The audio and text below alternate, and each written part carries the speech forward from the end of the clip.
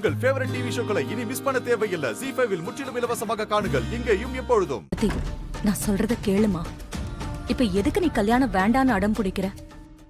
அம்மா உனக்கு நல்லதுதான் செய்வேன்னு உனக்கு நம்பிக்கை இல்லையா?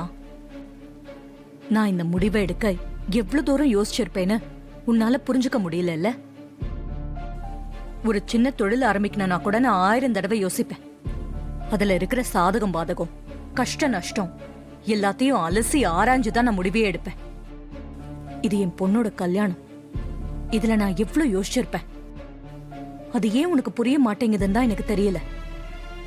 இது பாரு, நம்ம டிரைவர் ராஜாவா கல்யாணம் பண்ணிக்கோ. உன் வாழ்க்கை ரொம்ப நல்லா இருக்கும். இல்லம்மா, என்னால முடியாது.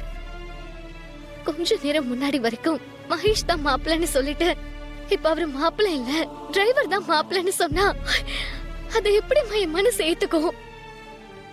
அதோட அந்த ராஜா நல்லவன் இல்லன்னு எனக்கு இப்போதான் தெரிய வந்துச்சு. தன்னோட நியாயத்தை சாதிக்கிறதுக்கு அடுத்தவங்க மேல அபாண்டமா பழி போடுற கேரக்டர் அவன்.